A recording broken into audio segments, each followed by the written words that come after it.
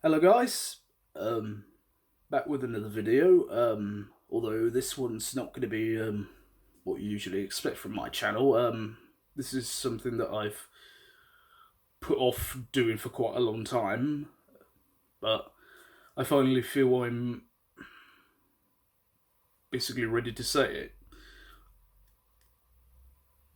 Anyone who follows me on social media will know I've had a bit of a rough year, 8 year to 18 months or so, and I've basically kept it hidden from pretty much everyone, not just people online, but my friends and family as well. And I feel it's time to basically talk. It's been extremely difficult to process it in my mind. What's everything that's happened, but I finally feel that I have both an understanding of why it all happened, and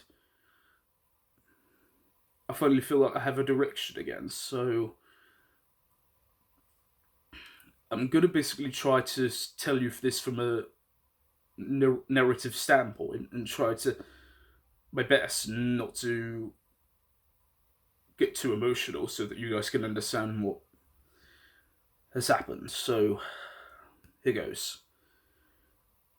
About it was about 18 months ago now. Just it actually been nearly 2 years. Um, my lovely auntie, who has been one of the most beautiful people I've ever had the honor of knowing. Passed away through because of cancer, um, and it was the first the first person really that I ever known who had died. And it was particularly difficult for me to cope with it because she'd had cancer previously 3 times before, and she'd beaten it every single time. So I truthfully believed that she'd come through it again, but to be by her bedside and see her with her eyes closed, not every time I tried to say hello and try to start a conversation with her, and she wouldn't move. It was extremely hard for all of us, but actually turned out to be the hardest for me of all. So I guess that triggered the following sequence of events. I mean, anyone who's ever lost somebody, family, friend who they felt close to and love, I can. I'm sure you guys know how hard it is. So that was kind of the starting point where things started to go a bit wrong, you know, and it began triggering my everyday life. I just started feeling depressed. I didn't enjoy going out anymore. Not just out, nights out. I mean, just outside in general. I felt very enclosed. Which, to be fair, I've kind of suffered with that my whole life because I basically was diagnosed with autism at about 2 years old, and I've always been very I don't want to say uncomfortable, but it genuinely does take me a little bit of time to, you if I'm meeting someone new, I need to be able to get through that opening phase before I can actually relax around new people or relax around a new area if I've never been to somewhere before. And I do feel socially awkward at times. Even now today, I still have those feelings, and I don't think that'll ever change about me. But I've I've had to learn to live with that. And it's never been easy, but nothing in life is easy. So it slowly over time it got worse and worse. I started just getting angry for like seemingly no reason at all. Like I would just go off on rants and rages, not just online at people, but to friends as well, and just acting completely out of out of the ordinary, and it just spiraled deeper and deeper. And the worst thing was the two worst things were, number one, I wasn't even aware of what I was doing, which isn't me trying to make an excuse for it at all, and the other reason, I guess, was because I never opened up about it. I just keep letting everything build up and build up and build up until it finally exploded. And then, as it continued getting worse, I then found out that my uncle had this was about last year.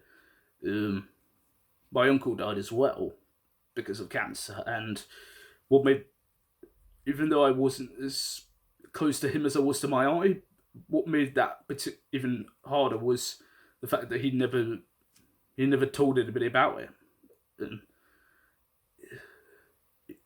that just like pushed me over the edge of like, it just got me thinking, what is the point? What is the point? So I did something no person should ever do, no matter how low they're feeling. There's no other way to say it. I tried to commit suicide. I just sat on the edge of a cliff for pretty much an entire day, just playing my life back over and over again in my head, almost like urging myself to just jump and just end it. Fortunately, a stranger just walked past him with his dog, and he noticed where I was, and he actually took his dog collar off and sort of clasped me around the sort of railing to sort of just keep me safe and just calm me down until eventually a police car arrived, and they eventually talked to me and calmed me down enough. They took me to a mental health institution where I was committed under the Mental Health Act, and they just put you in like a sort of square box room with like nothing in it, and I just laid on the floor for like 3-4 hours in there, just staring at the roof, thinking how on earth my life has got to this point, because I've been raised brilliantly by everyone around me, and it just didn't. I couldn't understand why somebody who's had a very good upbringing, a good education, a good who does all the right things, says all the right things, how could I have ended up there? But the scary reality of it is that mental health can take out anyone. If the circumstances is there, mental health can affect any person alive. So a few months after that, I tried to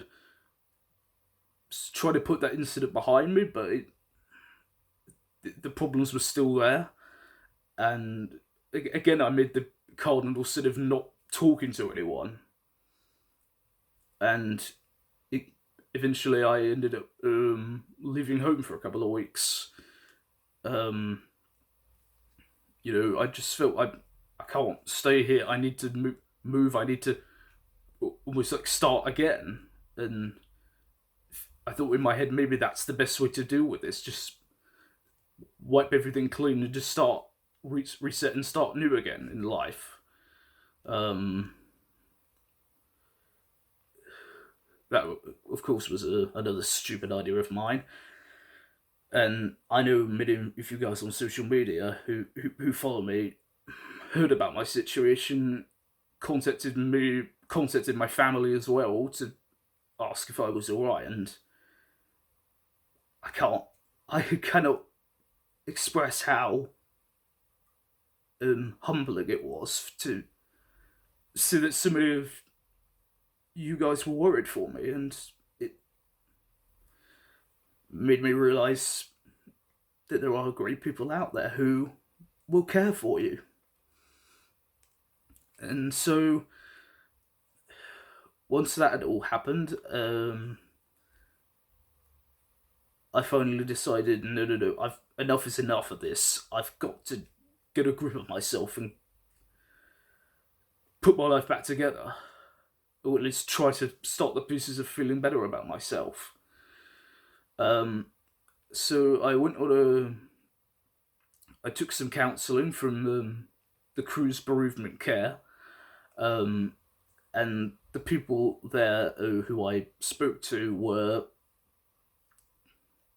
incredibly helpful because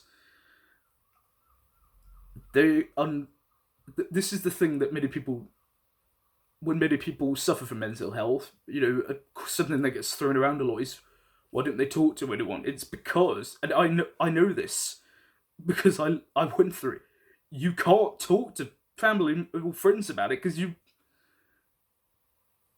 just feel scared to tell them, and you don't want to hurt them.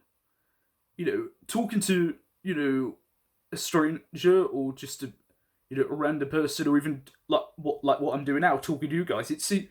It feels easier to say it because something that when I first got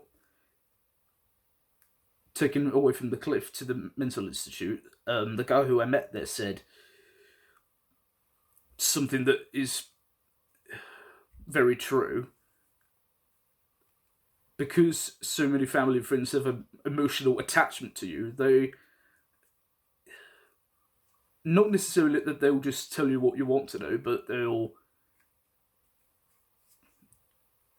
they will always just, most of the times they will just mollycoddle you and just try and make you feel better with, and I hope you guys don't take this the wrong way, but for me, this is from my experience, talking to a random person or an expert or a counsellor, anything like that, they help you understand the root cause of what happened, and then make you understand, the following chain of events that happened, and what you can do to cope with it better, make yourself better, and try and live your life better. And I've learned to understand that because one of the very first sessions I had, I was asked about my answer, and I said it was, I mentioned the story about talking to her and she couldn't respond. The counsellor actually said to me, even when somebody's in that position, even though they can't open their eyes to talk, they can still hear you. And just that knowing that everything I said to her, wishing her well, hoping that she could pull through, knowing that she's actually heard that, was comforting. It was reassuring to know that she at least could hear my last words to her. So, so through time, I've learnt to hold memories dear, and crucially, don't push anyone away. And so, I suppose the message. So I guess I'm going a bit off track here, but this is kind of the reason I started YouTube in a way, because I always felt easier to just talk, you know, to myself or to you guys. You know, many people who suffer from autism, you know, will narrate and will tell a story or will try and express themselves through, you know, and I've known that from meeting so many of you guys at, you know, around and around, or, you know, meeting you guys up at Tottenham games, you know, it, just knowing that you guys enjoy what I do is the the absolute best, you know, thing ever. Like, just knowing that you guys appreciate what I do is amazing. Thank you.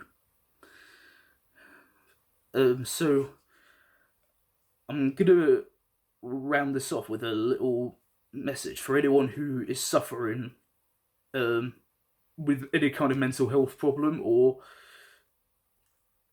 you know, someone who feels they can't talk to anyone.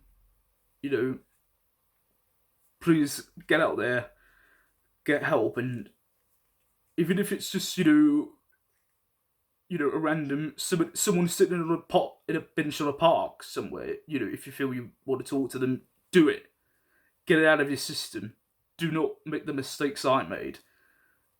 You know, and don't end up at the point I did, where you feel the only solution is, the only way to make the pain go away is to end it, because that is never, never the solution. And for anyone wondering why I've made this video, it's because I want to help anyone out there. If what I have said helps even one person, just one, it's worth doing. And that's kind of my message. Speak. And if you have experienced and you want to help, speak. Because if you speak and it helps even just one person, it's worth doing.